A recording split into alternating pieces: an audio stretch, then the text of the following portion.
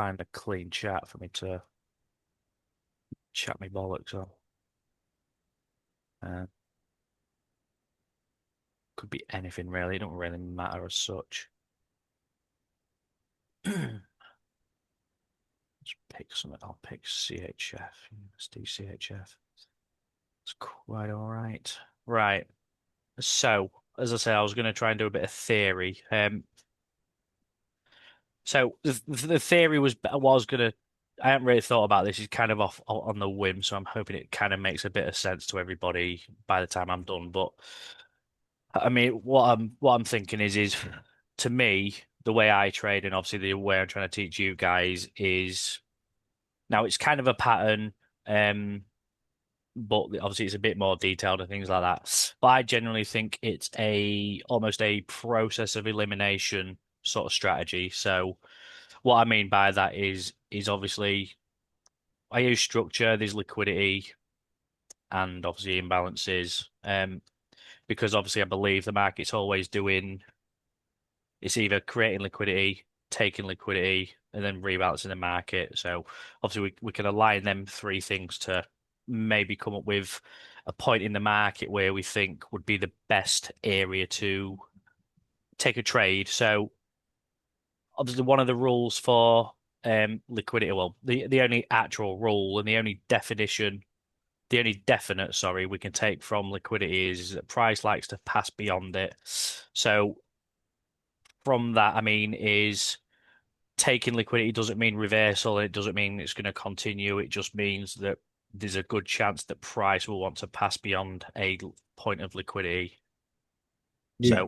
So price just wants to pass beyond it, and then from that we would say what it does after that is what we want to tell us basically the direction that we kind of want to go into. So um so that's what like that's pretty much the only main rule for liquidity. Now there is obviously other areas of liquidity. So this trend line, which is what I've got on the screen highlighted here. That's quite far away, so perfect. I like obviously for trend lines three perfect touches. If they're slightly off, then you kind of adding in the possibility that it's not actually liquidity. So again, process of elimination. If we only take real high quality trend lines, then we're not second guessing whether it is or isn't. So that's one point on why I think it's an elimination. The way I do it anyway is elimination, process of elimination. The other forms of liquidity would be equal highs and low equal lows. I don't think I've got any marked up because I don't really see that many. Not true equals. No. Um there is some about I'll see if I can find, I think UJ might have some. But yeah, very rare you get perfect equals. So um they tend to be always a little bit off. So yeah, I'm very dubious of like I said, I don't see many, but it is a form of liquidity. So obviously what liquidity actually is or what I believe it to be. Now this is it's not a definite answer, but it's what I theorize liquidity is that it's uh big money players, so your banks, your hedge funds or whatever, people who have got all the money and basically control the market. I believe it is the big players trying to draw in the lower players to create orders for them to take them orders out of the market that they can then be filled by themselves if they want to if they want to carry the market in a certain direction because the idea is that every buy needs a sell and every sell needs a buy. So the I suppose the theory is that they've got to generate or trick people into coming into the market. And obviously, your average retail trader would think that this is a strong support and resistance line, so they would maybe buy at this around this line level where it's gone to.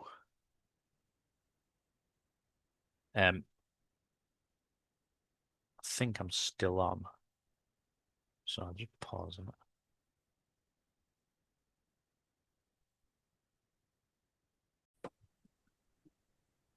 All right, mate. Um, yeah. So what was the last thing I said to you, mate? Just so I could continue from where you dropped out, mate. It was you were trying about liquidity and um what you're looking for. Obviously, you touched on the free touches. Yeah, so obviously there's the three touch I like it to be perfect. There's equal highs, but I don't really think we see that many. No. Um, and then the there's the structure highs. So on my screen you'll see multiple shades of uh lines. So do you like a continuous structure form? So obviously this red one here, I'll turn it so it's more visible to see. Hmm. Yeah. So obviously this is just shows the basically it shows a trend, but it's the trend is the actual structure. So every one of these lows and highs is a point of structure. It's a main structure level, but it's also uh, the highs and lows are actually liquidity levels as well. So what that basically means is obviously in a downwards trend, bearish trend, as we've got the red here, so we've got lower lows, lower highs forming. Yeah, with well due a pullback as well, like a 4 hour pullback, maybe somewhere in this, but that's kind of off topic a little bit at the minute. But obviously, as you can sort of see from with these being liquidity in a bearish trend, the lows are the ones that get taken. So it's the lows in bearish price action, the lows are liquidity, and then obviously when price pulls back or whatever it does, it'll start taking highs, and then obviously the highs will become the liquidity targets, and the lows will then the lows it starts creating will remain intact until it turns bearish again. So they're the three main liquidities I use. So the idea, I think you might have dipped out at this point, but I'll just say it again, is that what I believe liquidity actually is the big players in the market, so your bankers, them type of people that own, control the market. Yeah. I think liquidity is the job of it is to get people into the market. So they've got to try and make things like this look obvious to a lot of people. Now, obviously, this is over a long period of time. We're on the 12 hour, it's over years. But what I think their sort of task is to do is to generate these areas of liquidity, but like not let the general public know that price wants to pass beyond it. So they would think your average Joe, your average retail trader would come in and go, they would be thinking this trend line, it's holding really well.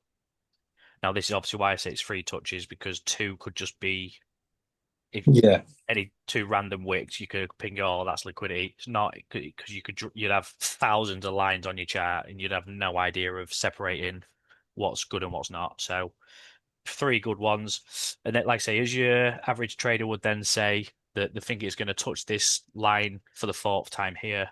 Now, obviously, it could touch it four and then come back for a fifth. So it's a minimum of three.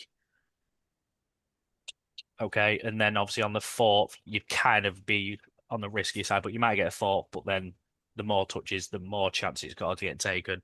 But this is why we wait for it to be taken. So what your average Joe would be thinking is it's going to touch that line and then buy up from there.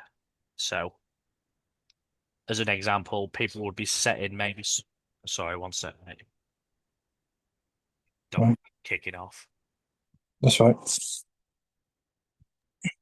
So your average person would maybe set up a pen. Obviously, I don't know how they would set it up, but they would think it's going to touch about that line and then buy up. And as you see, it just plows through. It gives a little something, as you can see. Obviously, this touch here, and then obviously plows through. Would effectively take people's stop losses, and then obviously it continues about its kind of life, you know.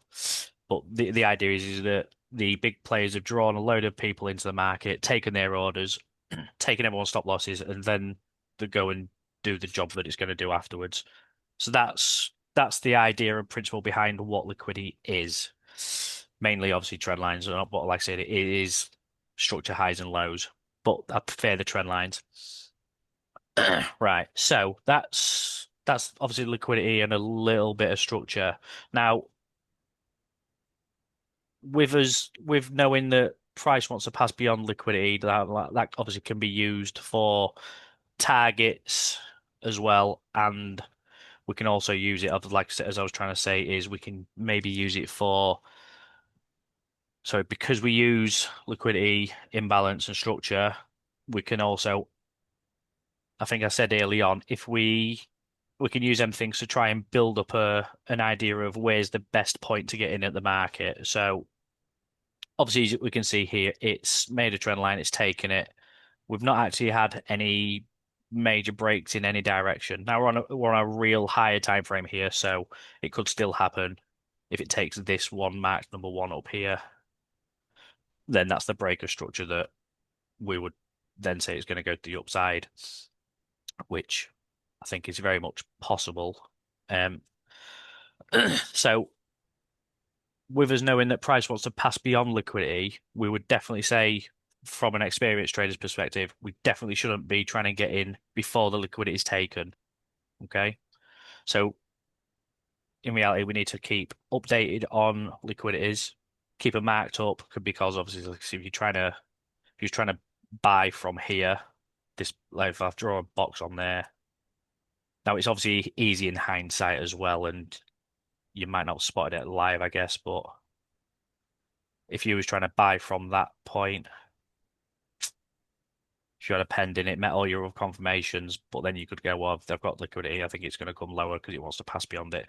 So getting in before liquidity is taken is dangerous, unless it does make the three touches, pulls way back into something, yeah, and then obviously you could sell down to the liquidity being taken. So, like I said, it can be used for targets, but if prices come into this sort of like area towards taking liquidity, you definitely shouldn't be getting in at that point.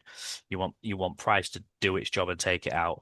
So that kind of eliminates a lot of areas for getting into a trade because, like I say, if it's not taken, we don't want to be buying above this trend line. We want to be buying below it, kind of thing, if that's what we're looking for. So Yeah. that's eliminated a lot of price action where we'd maybe think about taking a buy.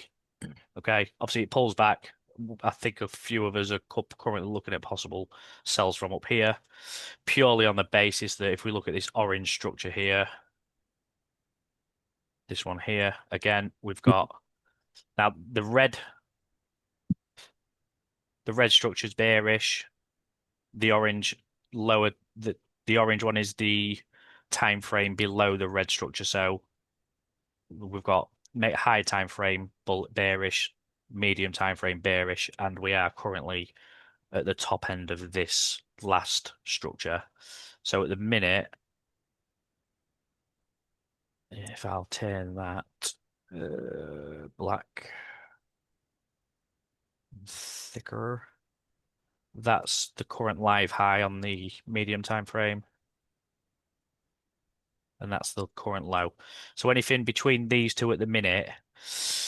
Now, if we, I'll get to between it in a minute. So at the minute, obviously, price is it's pulling back. Now, say pulling back because it's not taken the high yet. So if we just assume price is going to continue with its current structure, we're expecting that it's going to turn from somewhere in this top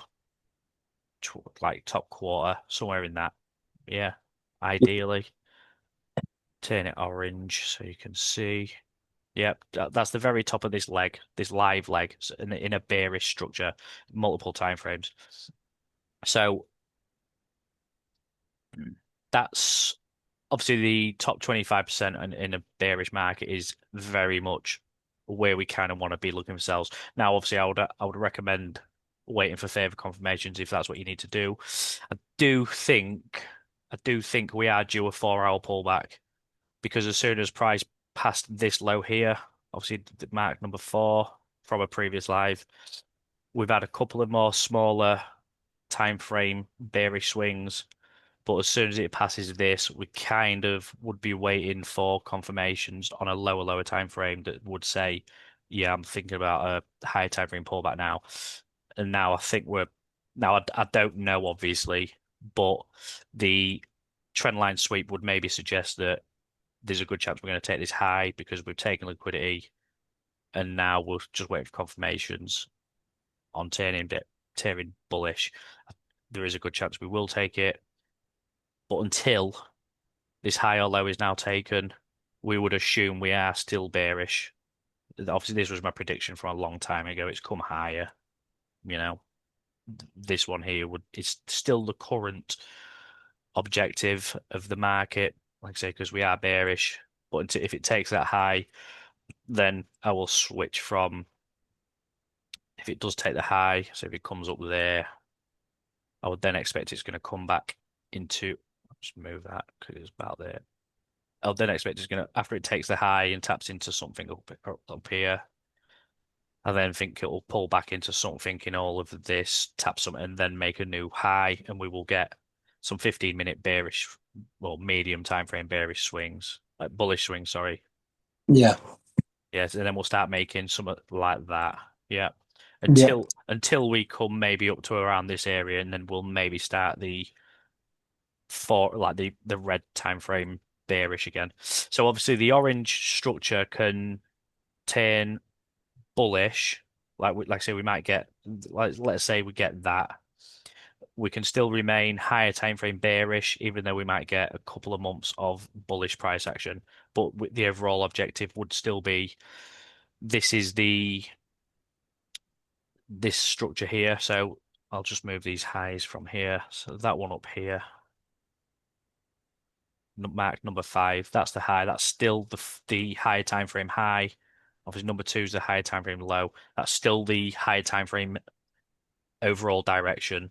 Like I say, so the medium time frame can turn bullish, but if it comes into this top zone, we would then want to see lower time frame bearish breaks to the downside to maybe tell us that if the lower time frame tells us gives us a breaker structure, bearish breaker structure to the downside, that's a good indication that the medium time frame, so the orange, will then maybe turn bearish. Obviously, you would have to wait for the confirmation in it actually to 15, like medium time frame break to the downside before you would actually take a major big sell. But basically the lower time frame will turn bearish first if it comes up here. If the overall objective is to do put in a new lower high. So obviously you've got high, lower, lower, low, lower high, lower high, lower low. Obviously, if the objective is to put in a lower high again and then put in a new lower low. Hmm. So I know this is going to be quite confusing, but I'm going to turn this one red so you can see the what's possible. Yeah. And obviously the medium time frame makes up the bigger one. So all this orange zigzags from this point here, these orange zigzags make up this red structure. It's the same. It's like both time frame structures are running at the same time consecutively, but they're just marked slightly different because this one's a little bit higher, if that makes sense. But Yeah. but these orange zigzags are effect basically make up the red, if that makes sense. Yeah. So the reds, what you got like marked 12 hour, and the orange. Well, yeah, I would call it my 4 hour, but like it's visible on the 12, the daily and weekly. It's just Yeah. I'm on the 12 hour because so I can fit more on the screen because if that's as much as I can zoom out on the 4 hour. So Yeah. yeah, but like you can name it whatever you want. It's just if you um I mean I often mark my orange one on the 2 hour, but like I say, it's because so you can fit more on the screen, so you can see more structures, so you kind of know that you'll be more correct with the structure. Because one of the rules for the structure is that until this high and low that we spoke about on the orange structure a few minutes ago, until the high or low is taken, this is the live range at the minute. So, like I say, price might, if it doesn't take the high, it'll just sell from somewhere in here and then it'll go and make a new low. If it takes the high, then obviously we've switched medium time frame structure. So until the high or low is taken, this is the live range, and we're currently still looking at sells ideally. But like I say, we are well over a 4 hour time frame pullback. because we're so far beyond this previous low here. Yeah, as you look at structure, and it might sound really simple, but I don't know if people really think about it. But as soon as we pull below this low marked here, obviously we obviously this is classed as liquidity as well. The low in a bearish structure, we take it, we go a bit beyond it, and then we pull back without taking the high, and then we do the same process again. But this one's so far extended beyond this one, Yeah. and we've now created and taken liquidity. There's a good chance we're going to get that 4 hour major pullback. So, but until that high is taken, we're not, but I'm predicting we are just because I know that we're so far beyond it. We are more than likely going to get a pullback, I got it. a well overdue one. So, yeah.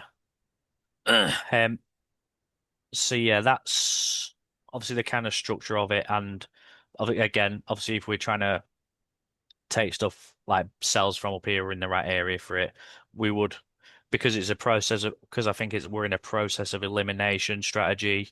Like I say, the top 25% of this is ideal, and that's roughly where we are. So again, we've eliminated 75% of the candles just on this structure alone. Now, obviously, we're on a high time frame, so that top 25% is still a lot of candles.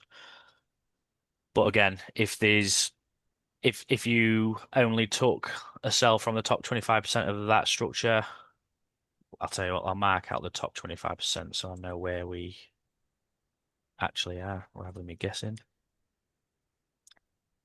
So that's top green box is the top 25%. Yeah. So we're definitely in that zone. We're hitting 90 to 95%, I'm guessing. Um, so eliminated 75% of the previous candles up there.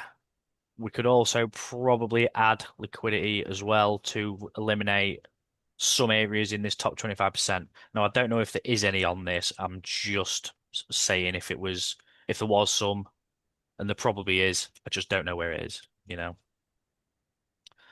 I haven't looked that hard, but there probably is. So, and we're on a higher time frame, so it might not. We're not, I might not be able to spot any, but again, we'll see. I'll have a quick look. I'm not going to spend too much time on it because No, it's fine. it's not the purpose of it kind of thing. Yeah, yeah, yeah. Yeah.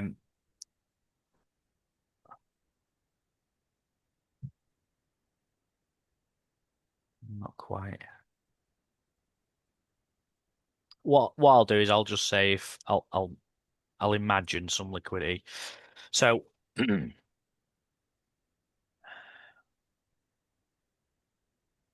can we might let's just say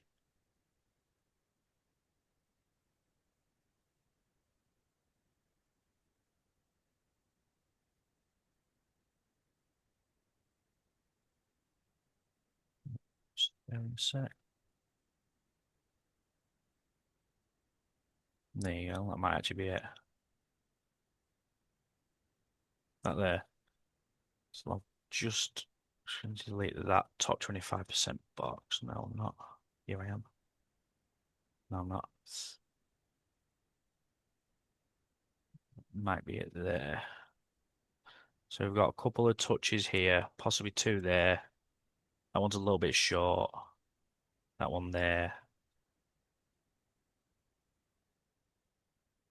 So something like that. Even if it's not perfect, let's maybe just assume that it's about there, just for the Yeah. purpose of this. Right. So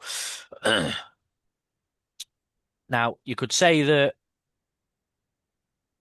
there might be one there, it might be across there as well, actually.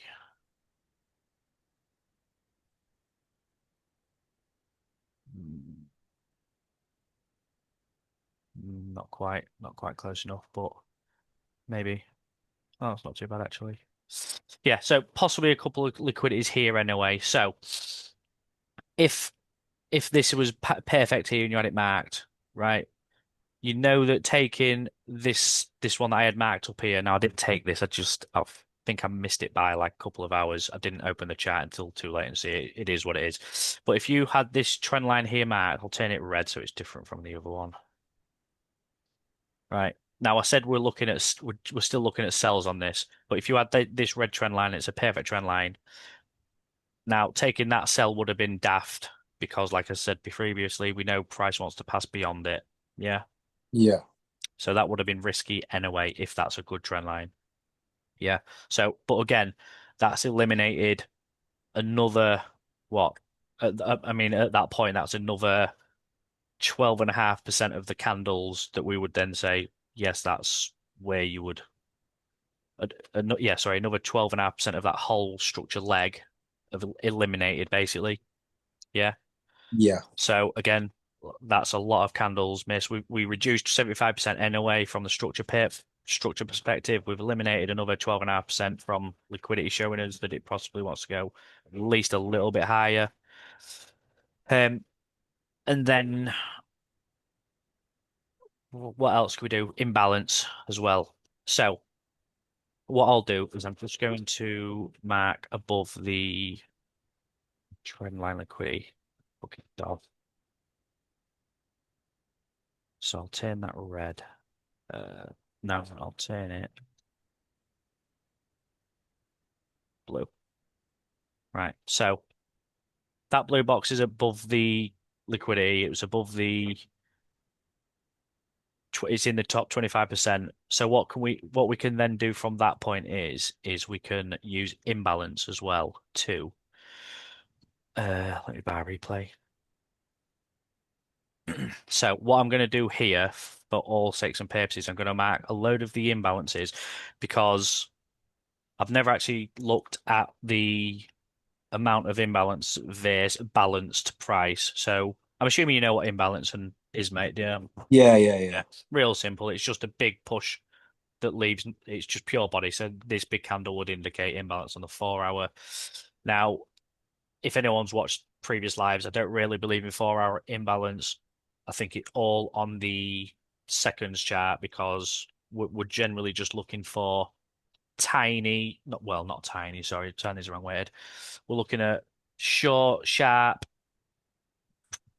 movements in price that the why I say on the seconds is because if it happens on the 4 hour, now I could mark say this imbalance here on the 4 hour, and then I could drop to the 15 minute, it would look completely different. It might not be imbalance. I could go to the 1 minute, it would look different again. But Yeah. if we drop down to like say the 15, 10, and 5 second, then if it's there on the like on them time frames, there's a good chance it's actually real imbalance because it you can't go lower to to discount it kind of thing. Yeah. So that's why I believe the lower time frame stuff is the real price action. So we're kind of generally looking for. I mean, I mainly use the 10-second for imbalances because things can get a bit gappy, and obviously we're fighting against how, like I say, a couple of computers and a bit of internet will interpret the price movement. Like if there's a second delay from your broker to trading view and then to you on your screen, there's a little bit of play in that sort of what actually might have happened in that time. But so on the 1 and 5, sometimes it gets a bit gappy and candles are missing kind of thing, whereas the tens about the lowest, but you'll still see clean price action. So, like I say, I think it's all on the 10, 5, and 1 second. Not so much the one's a bit messy at times. But back to obviously the point of thing is like we can eliminate now if this is the top 12.5% or top 75, 80, yeah, let's say top 15% that's left from this stuff that we haven't eliminated already, that we can favor eliminate the price action based on what's balanced or what's imbalanced. Now, obviously we believe imbalance is the point in which now I'm going to talk cells, so whatever I say is the reverse or opposite You're for buys. So, but because this is sort of cells we're looking at on this, if if we get a sorry an imbalance being created is where, say, a large injection of money possibly happens into the market. Now, we know that the only people that can afford to move the market is the biggest players in the world. So Yeah. when we see an imbalance in the direction that we're trying to trade, that's almost a footprint that maybe HSBC just injected 100 million into the market to sell. Now, it's no good following.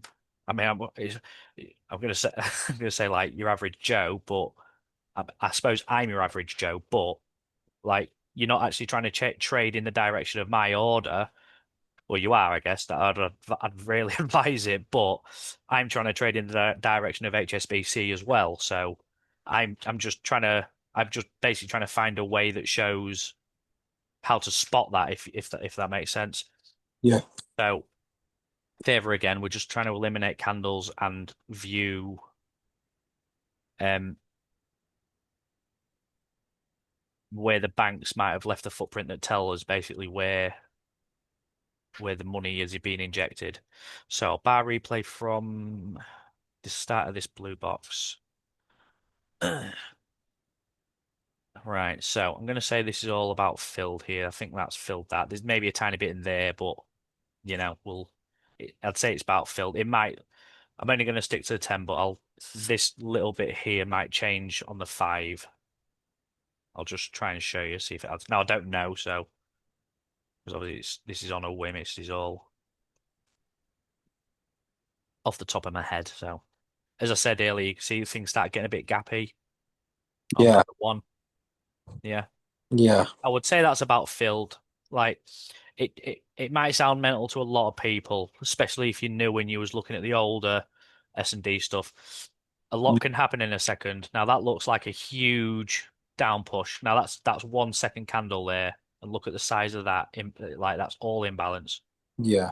Yeah, it's nearly a pip. But if it costs say 100 mil to move the market's a pip, that someone's just gone 100 mil, bang. And then, but I think that's about filled. I'd be dubious about this last little bit, but you never know. Um, but as you can see, it's gappy, it's grainy, so I tend to try and stick to the 10. And like I said, I think that's filled. So I'm going to mark the imbalances and then try and work out what I think is of the 15% of this blue box. If say 5% of it is imbalance, we've then got a further reduction on areas where we would then set a trade. So like I said, I've never done this before. I don't know how it's going to work, but yeah, even if it just, I mean, this live's, I suppose, good for not just S&D. This could be a good thought process for everybody who trades. So I need to figure out as well how I'm going to work out the percentage. I didn't think this bit through, did I?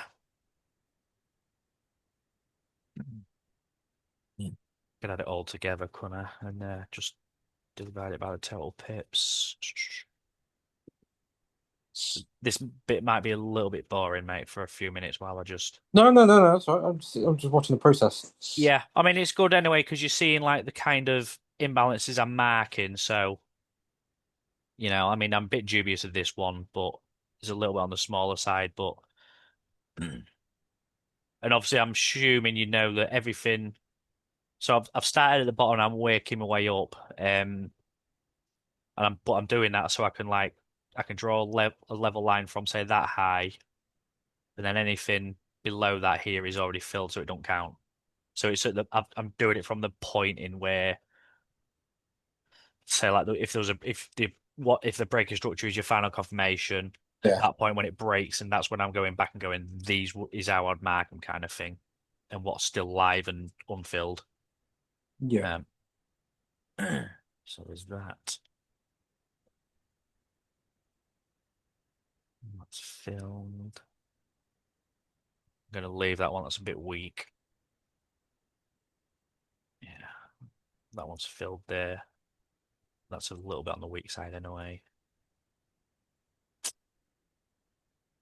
but it's kind of good because you can start to even if you just spend a bit of time on this time frame.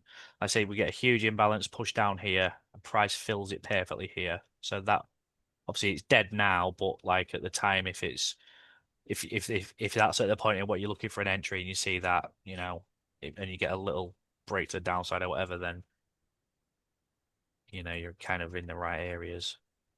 But this is why I always look for an imbalance to be filled as my entry. So a little bit off subject, but if that was your entry there,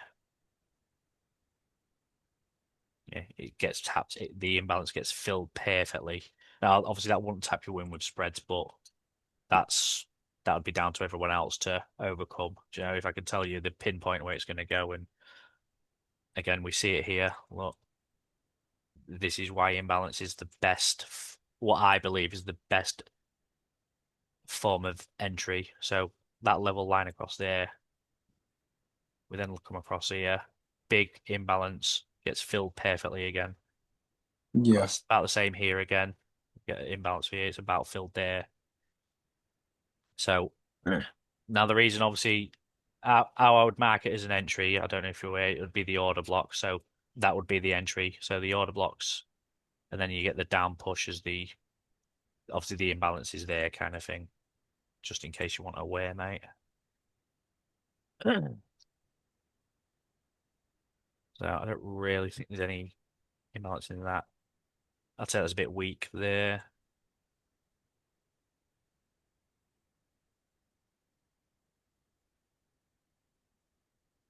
Maybe that.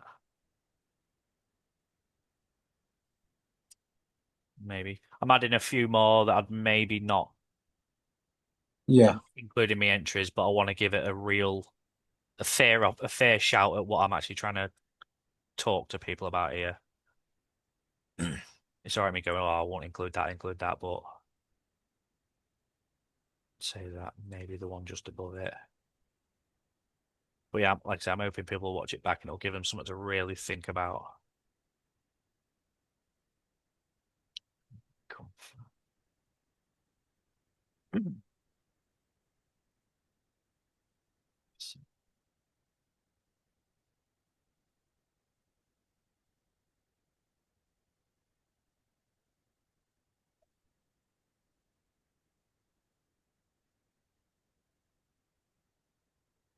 So a bit there. I'm not going to include that one.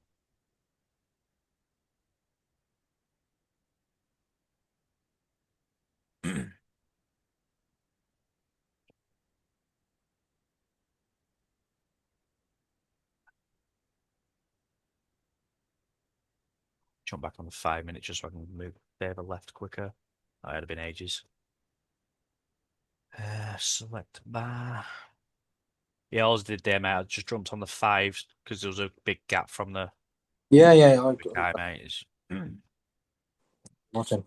I feel like I have to say it because I have to. People are going to say, "Oh, you fucking fly around your screen quite quick." So, I'm like, yeah, soz. So that's the big, yeah, that one. Yeah, Most of it's been filled because it's yeah. massive. Still, hmm there's still enough of that to Yeah. So warrant bargain. even the bit that's just left, I'm assuming that's at least a couple of pips.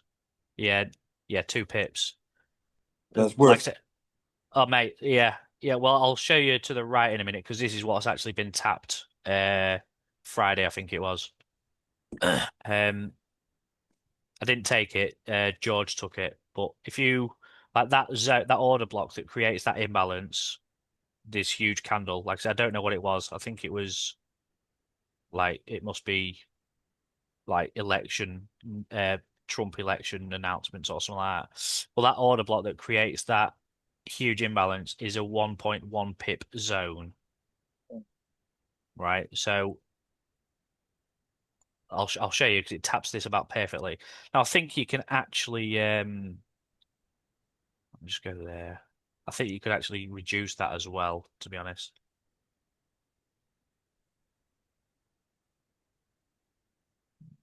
Not really. I thought you could reduce it.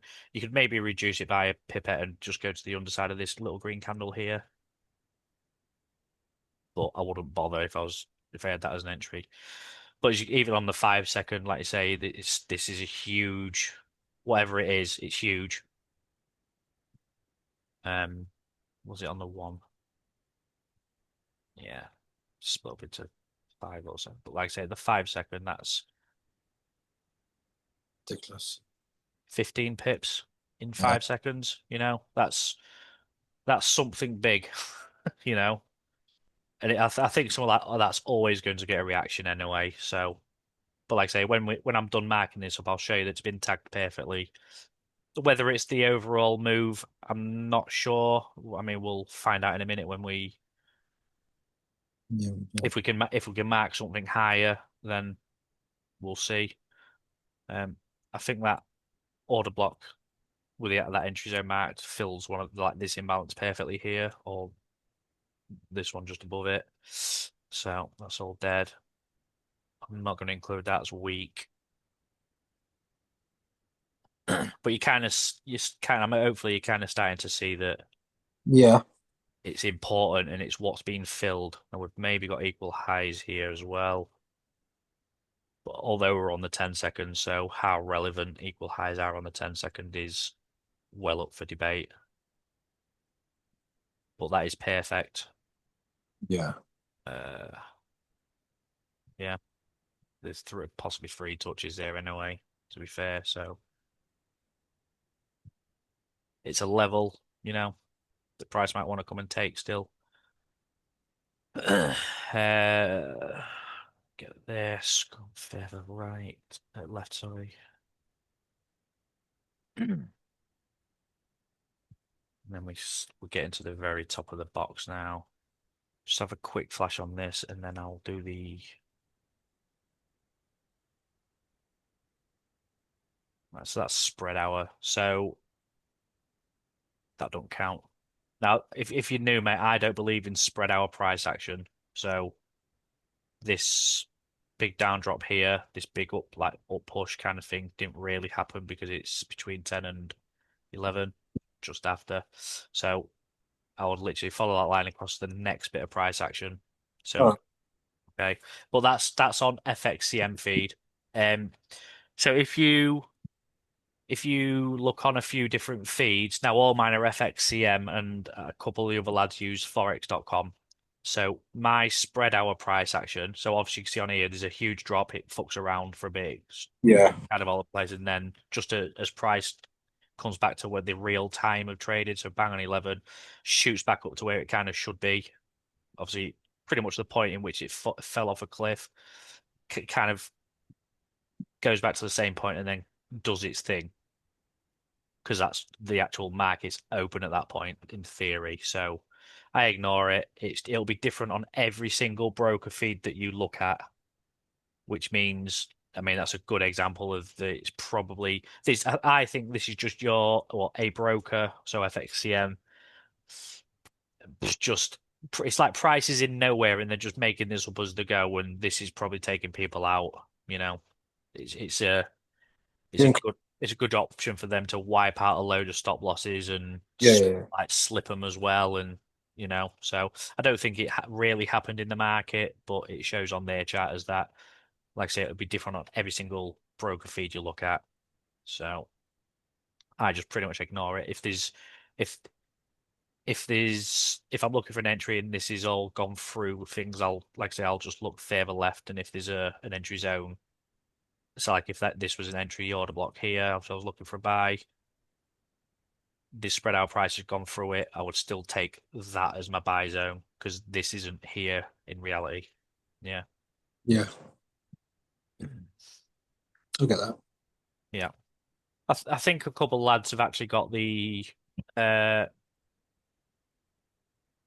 you can do it so it sets the Asian session to only do the spread hour so they can because what it often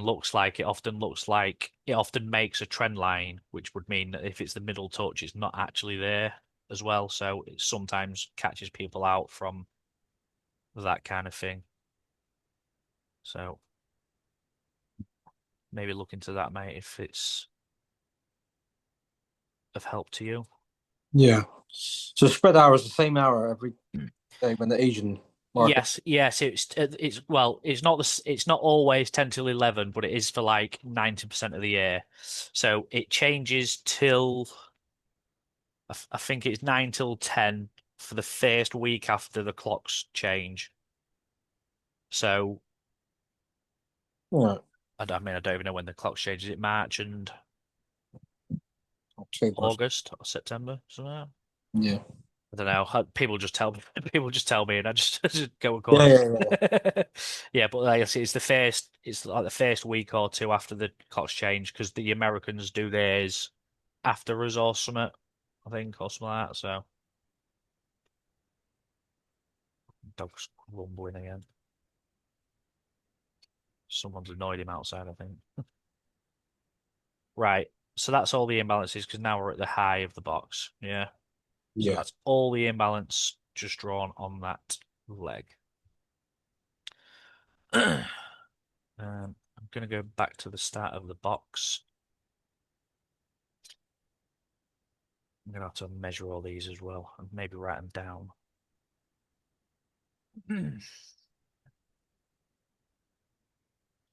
Right, so where's my measurer? Measuring tool. Right, where's my phone? I'll write up my phone and then I'll do the sum and tell you. I'll say them out loud in case other people want to, when they watch it back, if they want to do it with it.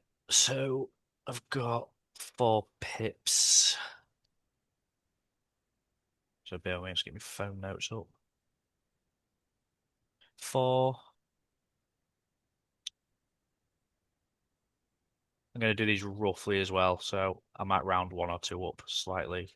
So Or, so I'll say a pip for that one. I think it was just under 1.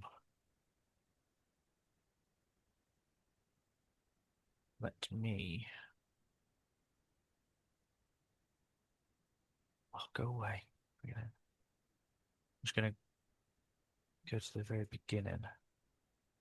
That to.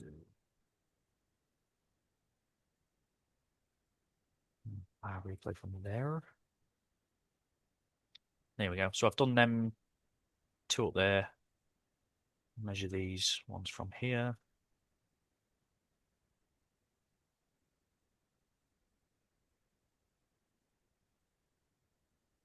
2.1.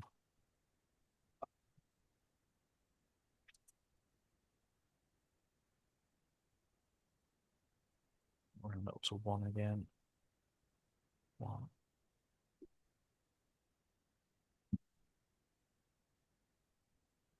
Round up to 1 again.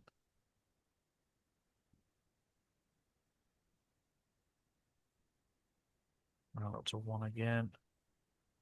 Well, assume that one below it's a 1 again.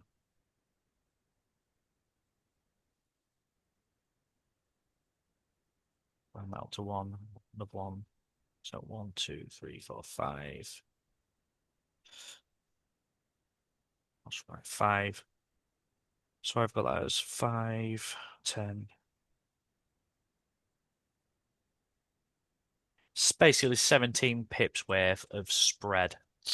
So in that whole, so I've just said 17, didn't I? 17. In this whole top 15-ish percent, so we're nearly 70, 72 pips. So, I mean, I don't mean what off dog. I work this out. 72.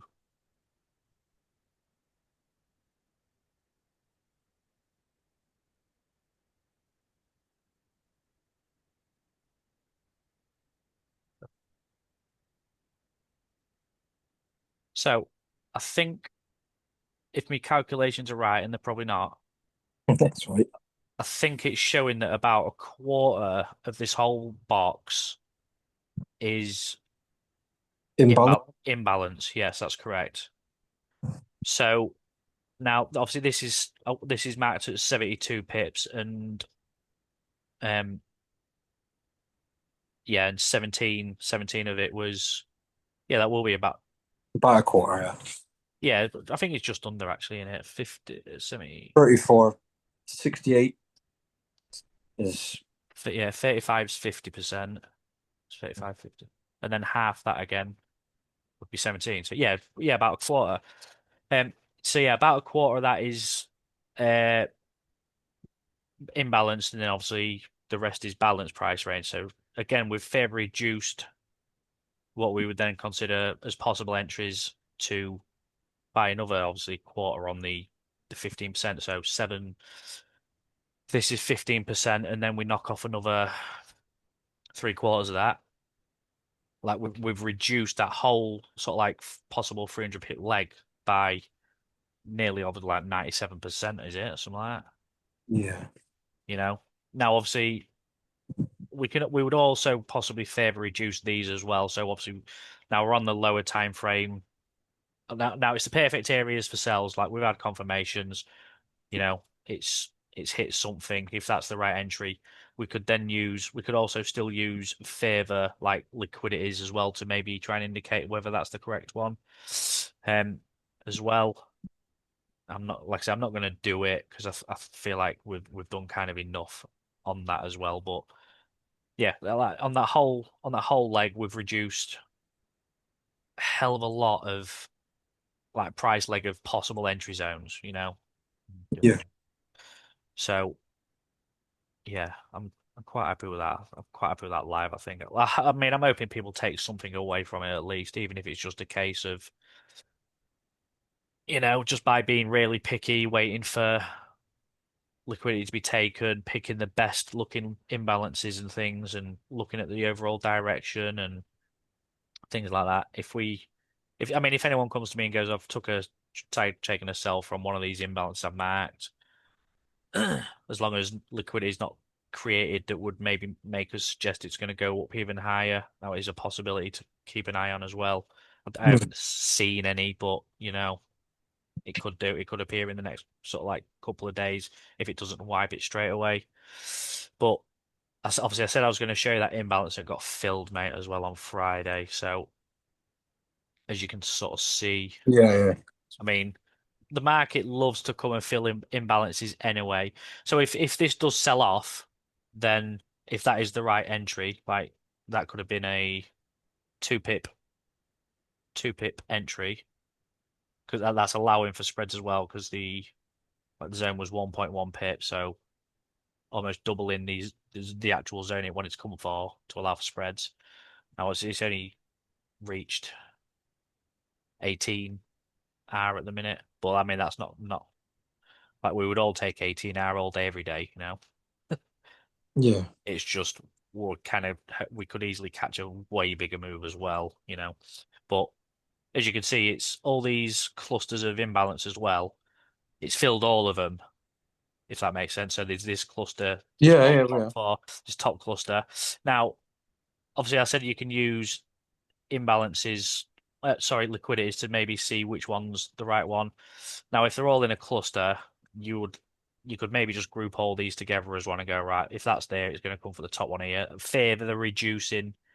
Now, you definitely wouldn't, I wouldn't say, right, stick an entry on the top of all these imbalances because, I mean, you'll end up having 10, 15, 20 trades, but you can certainly pick the better ones, two or three of the better ones. Now, my win rate's about 80%, 75, 80%. Sometimes it's up to 90, 95, but overall, over the space of a year-ish, about 70, 75, 80%.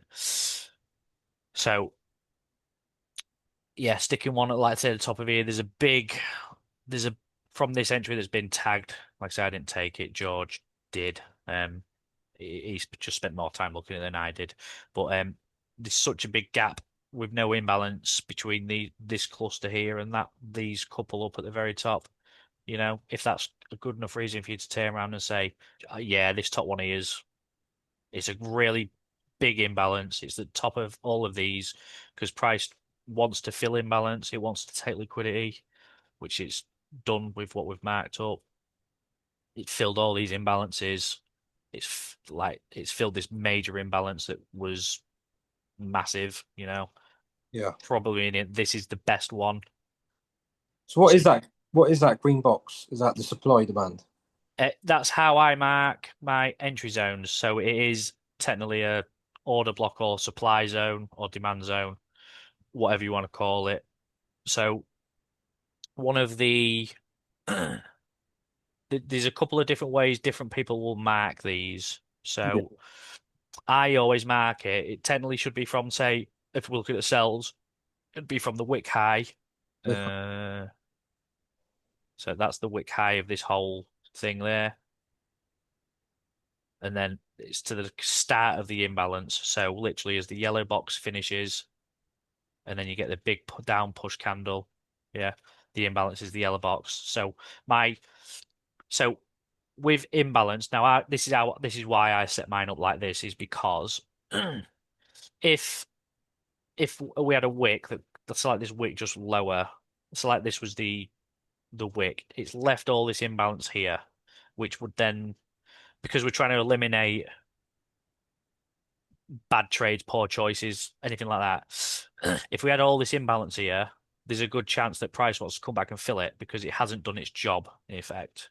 Yeah. Yeah. So it's I'm trying to think of an analogy, but basically, like if you just look at it like say money, you're not going to leave this huge wad of money left in the market. You go, oh, I'm going to make sure I'll take all of that before I go elsewhere. Or if you're a tradesman, you don't want to just get half paid and then go, oh, I'm just going to leave that. It's fine.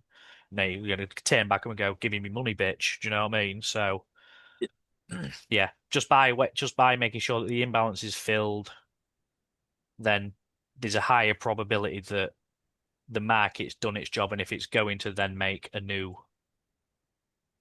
lower, lower low, you know, Yes, I get it. there's a better chance it's going to do it from filling that imbalance there than if it would have half filled it you know. So Yeah. it's just go. I don't like I say it might not go and make a new lower low, but if it's going to, it's going to be from filling one of these major imbalances. So I do think this is possibly the best one for the size of it. It's filled it. We're at the top end of that structure. The only thing that's maybe put me off is I do think we are due a higher time frame pullback Yeah. because we're so far beyond it. But that's the only downside to this trade, as far as I can see. Unless I've missed some form of trend line liquidity that, like, say, if there was a trend line, say, I know there isn't, it's only two touches, but if there was a third touch in here, if there was a middle touch between these two, and it was perfect, I'd be going, yeah, like price is going to come higher to take the liquidity because we know it wants to pass beyond it. But I just haven't spotted it, so at the minute I'm saying no. I still think it's probably going to make a new lower low because I haven't spotted the liquidity, if that makes sense. Yeah. Well, it's like the idea is why I reduce the areas that I would trade from. Like say, is well, obviously that was the whole point of this live was like it's an elimination of where you would trade from, Yes. only leaving the very best areas. Then yeah, it's I mean you're kind of going to be quids in at that point, are you? If you literally only take, I mean if that does go make a new lower low, and if George had held it, I think it was late on a Friday, so I don't think he did. But if that does go and make a new lower low. Like you're nearly 300R, even if he was conservative, just after the low, 250, you know? You don't, and if you do something like that, you don't need to do a full 1% risk on that because No. what's the point? Even if you go quarter risk, 250, that's still 55, 60R percent, sorry, you know? No. And you're going to be a lot more comfortable holding that with a way lower risk to your account size as well. And it's like I say, it's all just kind of structure, if you like. We know that both timeframes are still bearish. We we don't particularly think there's liquidity taking it further up anymore. We think it's been taken. This is the area it's going to do it from if it's going to. And then you kind of once it does that, if you can reduce it all that much, like we've just covered, there's you're pretty much 50-50 whether that's going to be a 200R trade or you're going to lose. You know, I mean, they're really good fucking odds. If you could toss a coin and you get 250 out or -1, like you're flipping that coin as much as you can, kind of thing, Yeah. because they're really good odds. So, but obviously, you're not going to. These trades don't happen all day, every day. It's like they come around No, every few months or whatever, do you know. But that's why I look at so many charts. So, like, this is in a that's in a perfect area. That's kind of not. That's not either, but it was last week or the week before.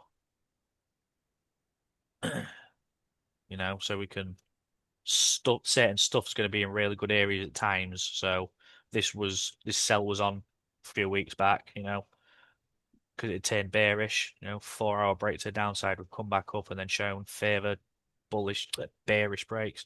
So this was in a good place a few weeks back. This is possibly in a good place for a buy.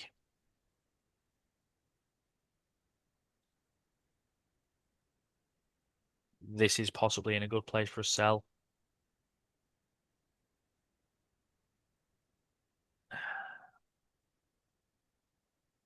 That would have been a few weeks ago.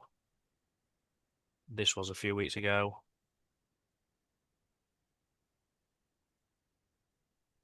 This might be. Let's look at that.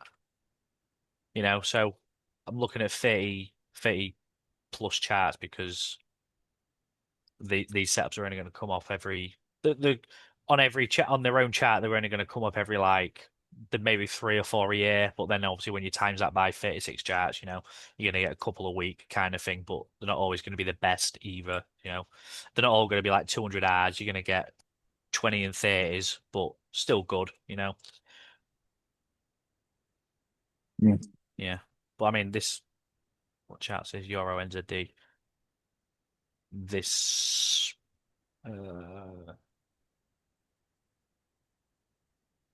15. We've possibly just had a 15-minute break on this, so give this another couple of weeks. This might be on for a big sell. I would anticipate this is going to do maybe come a touch higher, come back down here, and then start buying up. That's a possibility. It might even do that actually, tag into that and then sell off. You know, so yeah, every few months each chart's going to give a decent opportunity. yeah, I'm that's just good. multiplying it by how many charts I look at, mate, to try and catch them. So I think that was a good live, man. I'm quite happy with that. Considering I didn't really look at charts as such, if that makes sense. And no, I learned a lot, so thank you for that. Yeah, I mean, I'll get it all loaded as well tonight, mate, and it'll be rewatchable as well. Hopefully, it'll Yeah, give the other lads that do watch it back plenty to think about. So yeah, I'm happy, mate. I'll call it there, mate, anyway, and I'll if there's any questions, just chuck them in the chat, mate. Ask the lads as well if they want to any opinion on anything or give any help. And yeah. No, I'll 'cause I haven't bothered with so much with the structure mapping. Mhm. I've just been chucking like 4 hour zones everywhere and stuff Yeah, like yeah, yeah, that. yeah, But I'll start doing the actual structure mapping and marking that a bit yeah, more. yeah. I mean, And I draw mine on for everybody else, so like, I mean, I could do it without all these drawings on, but yeah, it's kind of for everyone else. Now, obviously, it looks like I've got this low slightly wrong. It's just moving there now, so I still think it's coming from somewhere in this zone, yeah, and then it's going to make a new higher high, hopefully. Well, there's no guarantee, but now if just a little some added, obviously not really what we've been speaking about, but generally our best zones are obviously ones that have taken liquidity. So this red zone here takes this trend line here. There's a couple actually, and then it leads to a major break of structure as well. So we take liquidity and then it breaks this high here over here, yeah, meaning that there's a very good chance that this is the area that would hold. Now, obviously, it's tapped into it, gone away, and it's come back lower again. So it's just like orange time frame structure. I'll add that because I did that recently, as you can see.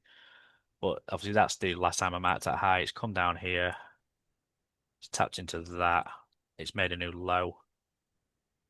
So ideally, it will take this high here because then that would indicate the medium time frames turned bullish from bearish. Yeah. Yeah. So that's how it will be. So if it takes that high, yeah, the medium time frame, the orange one would then indicate that it's turned bullish.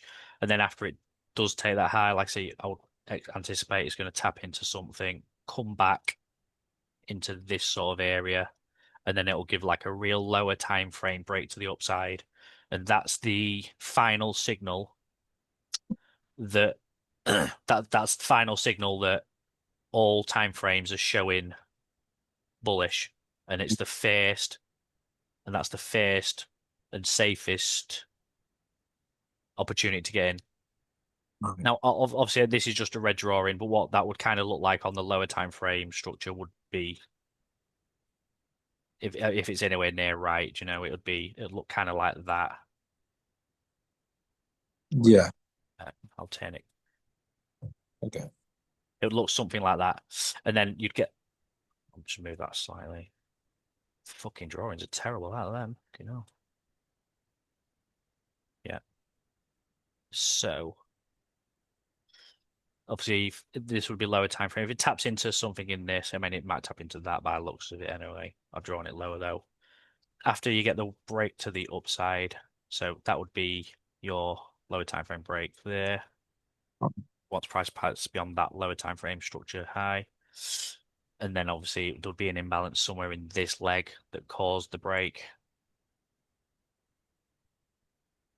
That would be your entry, and just above it would hopefully be like, like that real nice imbalance that we saw on Yeah. the chart.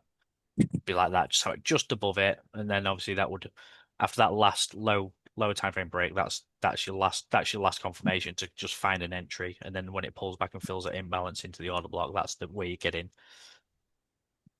And then, like I say, hopefully you would have then the red, orange, and green time frame structures telling you go up, it's going up. You know, so the markets are telling you structure wise that where the direction they're going, and then we're just using the imbalances to try and pinpoint the real small area in the market to get our risk on the table and Yeah. hopefully make lots and lots of money. So Hopefully. hopefully, it's definitely doable, mate. It takes time. I mean, this is like probably the most difficult sort of way to learn, but like I say, the rewards to it are. I don't know anyone else that's doing it, mate. So even if you get it slightly wrong and you don't get the overall major move, like that's a 88 fold there. That's same sort of confirmations. Like so I thought this was the new low. It's had breaks to the upside, and then obviously lower time frame breaks. So yeah, you still get like that one. There's 50 at 48R. So you can still catch banger trades, even kind of getting it wrong, kind of thing. But you'd have to obviously try to kind of know you're wrong if that makes sense. But Yeah. I but get you. yeah, the opportunities are there, mate. It's just obviously I'm trying to show you the major ones, but there's Yeah. yeah, I mean there's ways to what I've done with you with a higher time frame, medium time frame, and lower time frame. You can do it with just the medium and the lower time frame as well. So it kind of gives you more opportunities, but you you would kind of if you don't use the higher time frame, you kind of wouldn't know when the banger ones are in front of you. You would still think they're the medium and lower time frame stuff, if that makes sense. But That's fine. I just try and show everybody what I do and the possibilities, and then I kind of hope that people take all this information and then just go, yeah, this works for me. I'll apply this. But yeah, all right, I'll call it there, mate, and I'll like I say, if anything at all, mate, just gives a shout, gives a message or anything, and Yeah, mate. Thank you. all right, mate, no worries. Cheers. Bye. Cheers, mate. Bye bye.